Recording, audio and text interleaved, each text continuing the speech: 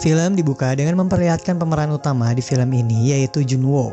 Junwo yang terbangun dari tidurnya mendapati bahwa ibunya sedang pergi keluar bersama kakaknya dan ayahnya. Junwo yang seorang gamers langsung membuka aktivitasnya di depan komputer dan online bersama teman-teman gamers lainnya. Saat sedang asik bermain games, tiba-tiba salah satu teman online-nya memberitahukan bahwa sedang ada bencana besar dan menyuruh yang lainnya untuk melihat berita di TV. Junwo yang penasaran dengan info dari teman online-nya itu langsung menyalakan TV-nya untuk melihat berita. Dengan waktu yang bersamaan, muncullah pesan di HP Junwo, dan pesan itu berasal dari broadcast pemerintah yang menyuruh warganya untuk tetap di rumah dan jangan keluar. Seketika itu juga Junwo mendengar suara kerusuhan di luar apartemennya, dan Junwo terkejut melihat warga pada berhamburan ketakutan. Junwo yang masih belum paham dengan situasi saat ini masih memperhatikan keadaan di luar. Suara gemuruh alarm tanda bahaya juga menyala di mana-mana. Junwo melihat ada beberapa orang yang agresif sedang memakan orang lainnya. Tapi Junwo belum sepenuhnya mengerti sampai akhirnya ada yang mengetuk pintu apartemennya.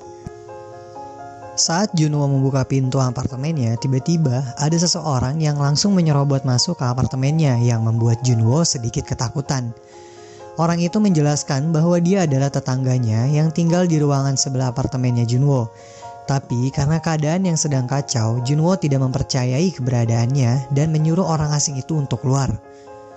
Tapi ternyata orang itu tidak mau keluar dan memohon kepada Junwo untuk mengizinkannya menggunakan toilet Junwo. Saat itu juga Junwo mendengar penjelasan tentang penyakit ini di berita. Pembawa berita itu menginfokan bahwa penyakit ini telah tersebar begitu cepat. Orang yang terkena gigitan dari orang yang sudah terinfeksi akan tertular dan akan berubah menjadi kejam dan memakan orang lainnya. Junwo karena mendengar informasi ini lalu mengambil pisau untuk waspada dengan orang asing tadi yang sedang berada di kamar mandi. Setelah orang asing tadi keluar dari kamar mandi, Junwo pun menodongkan pisaunya ke arah orang itu dan menyuruhnya pergi keluar. Orang itu pun berkata bahwa dia tidak apa-apa dan memohon kepada Junwo untuk tetap tinggal di apartemen Junwo. Tapi Junwo curiga dengan darah yang berada di bajunya dan di tangan orang asing itu. Tak lama kemudian, mata orang itu berubah menjadi merah dan perilakunya pun berubah menjadi aneh. Ternyata orang itu juga sudah terinfeksi dan langsung menyerang Junwo. Junwo pun melawannya dengan sangat hati-hati agar tak tergigit olehnya. Lalu orang itu berhasil Junwo keluarkan dari apartemennya. Scene selanjutnya, kita ditunjukkan adegan Junwo yang sedang berusaha menghubungi ibunya. Tapi ibunya tidak dapat dihubungi.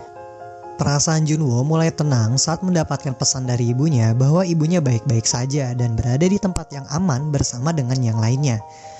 Malam hari telah tiba.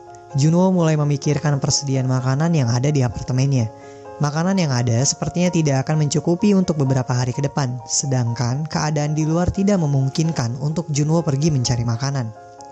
Hari kedua di mana virus ini telah menyebar pesat, Junwo melihat berita di TV bahwa orang-orang telah banyak yang terinfeksi dan kanibalisme bertebaran di mana-mana. Junwo mengecek keadaan di luar menggunakan drone miliknya. Keadaan di luar benar-benar sangat kacau. Di lingkungan apartemennya sepertinya hanya Junwo saja yang belum terinfeksi virus ini. 7 hari saat infeksi ini menyebar telah berlalu, persediaan makanan Junwo semakin menipis. Bahkan untuk makan malam pun sudah untuk yang terakhir. Tapi keadaan bukan membaik, malah makin memburuk. Keran air di apartemen itu tidak lagi menyala. Ini membuat Junwo semakin bingung untuk bertahan hidup, karena persediaan air putih pun sudah habis. Singkat cerita, berhari-hari sudah dilalui. Sekarang telah memasuki hari ke-15 di mana virus itu telah menyebar. Junwo yang sudah terlanjur stres dengan keadaan saat ini akhirnya meluapkan emosinya dengan meminum persediaan bir milik ayahnya. Dan mulai melupakan sejenak keadaan saat ini dengan dipengaruhi alkohol. Saat Junwo sedang tertidur karena dipengaruhi alkohol, tiba-tiba ada dering HP miliknya berbunyi yang membuat Junwo terbangun dari tidurnya. Ternyata notif itu adalah pesan suara dari ibunya Junwo. Lalu Junwo bergegas bangun dan berusaha mendengarkan pesan suara dari ibunya itu. Tapi sinyal sepertinya sedang susah dan membuat Junwo harus ke balkon apartemennya untuk mendapatkan sinyal. Singkat cerita, Junwo berhasil mendapatkan sinyal dan pesan suara dari ibunya terdengar jelas. Junwo sangat senang karena bisa mendengar kabar dari ibunya. Tapi kesenangan Junwo tidak bertahan lama. Akhir dari pesan suara itu terdengar bahwa ibunya dan yang lainnya sepertinya sedang dalam bahaya. Junwo mendengar teriakan ibunya yang sedang ketakutan. Sepertinya ada zombie yang memasuki ruangan ibunya berada. Lalu suara ibunya berakhir dengan teriakan minta tolong dan perlahan suara itu pun menghilang. Junwo berfirasat bahwa ibunya dan yang lainnya juga sudah tidak selamat di luar sana. Ini membuat keadaan Junwo semakin stres.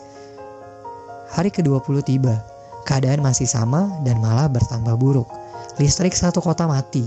Ini benar-benar membuat Junwo kehilangan akal sehatnya. Lalu Junwo memutuskan untuk mengakhiri hidupnya dengan cara gantung diri. Saat Junwo sudah bersiap untuk gantung diri, tiba-tiba ada laser yang menyorot ke wajahnya. Dan laser itu mengarah ke tulisan di dinding rumah Junwo yang berartikan jangan. Lalu Junwo berusaha melepaskan ikatan di lehernya dan berhasil. Junwo melihat ke arah laser itu berada, ternyata ada seorang wanita di seberang apartemennya. Junwo yang senang karena melihat ada seseorang yang selamat selain dirinya pun melambaikan tangan kepada wanita itu. Wanita itu bernama Kim Yobin. Yobin memberitahu kepada Junwo untuk jangan berisik di jam malam seperti ini. Yobin menyuruh Junwo besok pagi jam 7 bertemu lagi. Junwo pun menuruti perkataan Yobin dan pergi beristirahat. Saat esok tiba, Junwo terbangun dari tidurnya, mendapati jam sudah menunjukkan pukul 11 siang. Ini berarti Junwo telat bangun, karena Yobin meminta jam 7 pagi. Lalu Junwo bergegas dan membuka jendelanya, dan berharap Yobin masih berada di sana. Beruntungnya, ternyata Yobin masih menunggunya. Junwo yang senang melihat Yobin langsung senang dan melambaikan tangan kepada Yobin, dan tidak lupa juga Junwo meminta maaf karena sudah telat bangun. Mereka pun saling berkenalan satu sama lain dengan menuliskan nama mereka masing-masing di gadget milik mereka. Karena hari sudah mulai siang dan para zombie sudah berkeliaran, Yobin pun menyuruh Junwo untuk melanjutkan pembicaraan besok pagi lagi di jam yang sama, yaitu jam 7. Sore hari tiba, yang ditunggu-tunggu datang, yaitu hujan. Junwo dan Yobin menadahi air hujan itu dengan ember seadanya untuk keperluan mereka masing-masing. Karena yang kita tahu kalau air di apartemen itu telah lama mati. Saat Yobin sedang menatap keluar jendela, Yobin tersadar bahwa di lantai 8 milik Junwo tidak ada penghuninya. Sepertinya Yobin di sini ingin merencanakan sesuatu untuk kedepannya nanti. Scene berlanjut saat esok hari tiba. Kali ini Junwo tidak telat bangun lagi dan menunggu Yobin keluar dari jendelanya. Yobin keluar dari jendela dan menatap Junwo di sana. Junwo yang melihat Yobin telah bangun langsung berdiri dari kursinya. Tapi Junwo seperti kesakitan dan memegang perutnya. Yobin tahu pasti Junwo sedang kelaparan. Lalu Junwo mengeluarkan ide untuk memasang tali di antara apartemen mereka agar bisa mengirimkan makanan satu sama lainnya. Tapi Yobin bingung bagaimana cara memasang tali antara apartemen mereka. Junwo yang memiliki drone memanfaatkan drone-nya untuk menyambungkan tali dari balkon rumahnya ke balkon milik Yobin. Setelah tali itu terpasang, Yobin memberikan sisa makanannya kepada Junwo agar tak merasakan sakit kembali. Saat malam tiba, Junwo yang tersadar bahwa makanan yang diberikan Yobin pun tak akan cukup untuk beberapa hari ke depan. Akhirnya Junwo memberanikan diri untuk pergi keluar untuk mencari makanan di ruangan sebelah kamar Junwo. Keadaan di luar terlihat masih aman walau ada 1 atau 2 zombie yang terlihat. Tapi beruntungnya Junwo tidak ketahuan dengan zombie itu. Lalu Junwo berhasil memasuki kamar tetangganya itu dan mengambil persediaan makanan di tempat itu sebanyak mungkin. Saat Junwo sedang melihat mayat yang berada di kamar tetangganya itu, tiba-tiba ada zombie yang menyerangnya dari belakang. Sontak saja ini membuat Junwo terkaget dan berusaha menghindari gigitan zombie itu. Dengan sedikit perlawanan, akhirnya Junwo dapat terbebas dan kembali ke apartemennya. Sesampainya di kamar, Junwo memeriksa barang-barang yang berhasil dia ambil dari kamar tetangganya itu. Salah satunya, Junwo mendapatkan alat komunikasi berupa HT atau walkie-talkie. Ini adalah berita baik, karena dengan alat itu, Junwo dapat dengan mudah berkomunikasi dengan Yobin. Tak berpikir lama, Junwo pun mengirimkan walkie-talkie itu ke apartemen Yobin dengan menggunakan tali yang tadi. Lalu mereka berdua akhirnya dapat mengobrol dengan walkie-talkie itu. Mereka juga berbagi cerita tentang diri mereka masing-masing, karena memang mereka baru kenal dalam beberapa hari ini. Singkat cerita, setelah beberapa hari dan persediaan juga mulai menipis, mereka berdua pun memutuskan untuk pergi berdua menuju lantai 8 di apartemen Junwo yang dilihat Yobin waktu itu. Yobin berpikir bahwa di lantai 8 itu tidak ada orang dan juga zombie, tapi Yobin melihat persediaan makanan yang banyak di lantai itu. Mereka pun bersiap untuk melakukan aksinya yang terbilang nekat ini, ya karena memang mereka sudah tidak ada pilihan lain lagi. Lalu Yobin yang pergi terlebih dahulu menggunakan tali dan melompat ke bawah. Saat di bawah, Yobin langsung diserang dengan banyaknya zombie. Yobin berusaha semaksimal mungkin untuk melawan semua zombie itu. Tapi Yobin sempat terpojok oleh zombie itu dan keadaan makin bahaya. Saat zombie itu sedang ingin berusaha menggigit Yobin, datanglah Junwo memberikan pertolongan dan menyingkirkan zombie yang menyerang Yobin.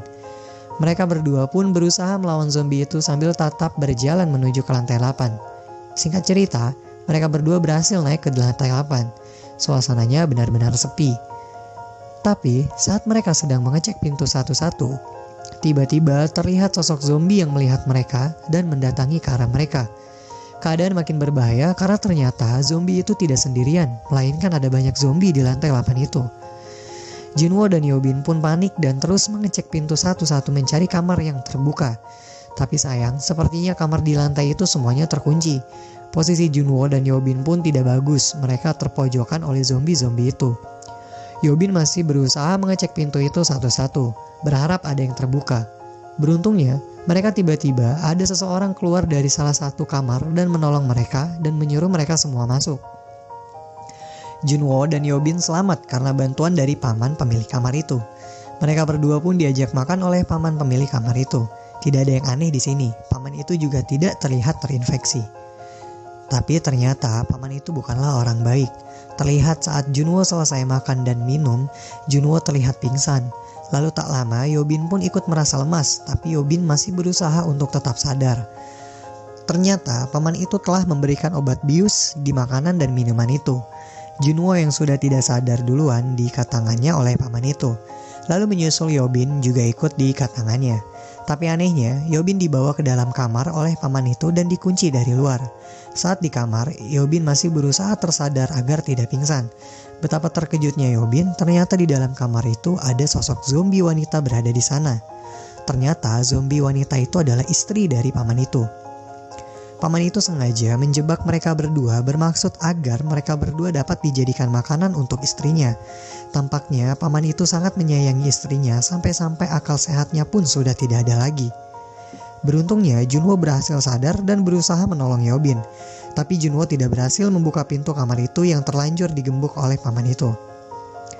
Ketika suara di dalam kamar paman itu sudah hening, paman itu membuka pintu itu dan mengeceknya. Ternyata Yobin berhasil menghindar dari serangan zombie itu, dan zombie itu malah menyerang suaminya sendiri. Yobin pun berhasil menembak zombie beserta dengan paman suami dari zombie itu. Lalu mereka berdua mendengar suara helikopter melintas di atas apartemen mereka. Itu adalah helikopter tim penyelamat dari pemerintah setempat. Tak berpikir lama, mereka berdua pun langsung bergegas ke bagian paling atas untuk bisa meminta pertolongan kepada tim penyelamat. Tapi tantangannya, mereka berdua harus melewati barisan para zombie yang sudah menunggu mereka di luar. Dengan segala usaha dan cara yang dilakukan oleh Junwo dan Yobin, mereka berdua pun berhasil selamat dan berada di paling atas gedung apartemen itu. Tapi sayang, tidak ada helikopter berada di sana, dan zombie-zombie juga sudah sampai menyusul mereka. Saat mereka benar-benar sudah pasrah dan hanya melawan dengan sedikit peluru yang tersisa, tiba-tiba terdengar suara helikopter mendekat dan membantu mereka menembaki zombie-zombie yang menyerang mereka. Lalu mereka berdua pun berhasil diselamatkan dan menaiki helikopter. Film pun ditutup dan mereka berdua berhasil diselamatkan. Gimana kawan dengan alur cerita filmnya? Cukup menarik bukan? Jika kalian menyukai film ini, bisa kalian like dan bagikan ke teman kalian ya. Dan bagi kalian yang ingin request film, bisa juga nih tinggalkan komentar kalian. Selalu tetap jaga kesehatan kalian di rumah dan keluarga.